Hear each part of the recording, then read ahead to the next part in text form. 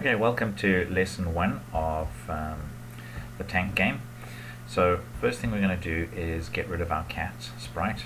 So we're going to get the scissors up the top and click on our cat, so he goes, and we're going to make a new sprite which is going to be our tank. So we're going to paint the new sprite, and I'm going to start with, just make sure that my colors are right down here. I'm going to use a rectangle to draw my tank, and it's going to be very simple tank right now. It's just going to be 3 rectangles. Like that. Okay, and I'm going to paint them. I'm going to paint my tank green, and I'm going to make sure up the top here that my center of my tank is in the middle of the tank there. It doesn't do funny kind of movements. So just click that little thing. That looks around about center to me. And the other thing is I want my tank to actually point in the right direction. So I want it to point that way. Okay. So I click on this little I button here and I set the direction there. So now my tank is up here. Now if I want my tank to be able to move left and right for the tank game, we have to add some movement to it. So if you look down the bottom of the screen here, you'll see this little X and Y. Now X is for moving left, and X is it tells you the position on the screen of anything that's on the screen. It's like a map of your screen. And 0, 0 is right in the middle. Okay, and if you go up the screen, Y gets bigger. So right up at the top would be Y 180, and right at the bottom is Y minus 180.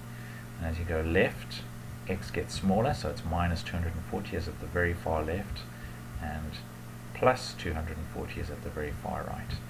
So I want to go back to the scripts. So click on the scripts tab up the top, and if we use these buttons, if we go change X by 10, we'll see that tank moves left, and if we have change X by minus 10, our tank will move left. So that's right, that's left. Now, we also want to start our game with the tank in a particular position. We want it to be, say, around about over here. So luckily for us, Scratch is very clever, and it knows where our tank is now. So there's this little go to X2 Y minus 127. If you watch this little blue box here, if I move my tank, okay, it knows where my tank is, so I can just move that out now and say go to there. So if I'm wherever my tank is now, later on in the game, if I click on that, it'll move back to where I want it to be at the beginning. So now let's go to the Events tab up here, and we will say when the green flag is clicked, that's our green flag up here. So when we click this, we want wherever our tank was before, it'll jump down. And we want to make our tank move left and right when we press the keys. So we can use this little building block here.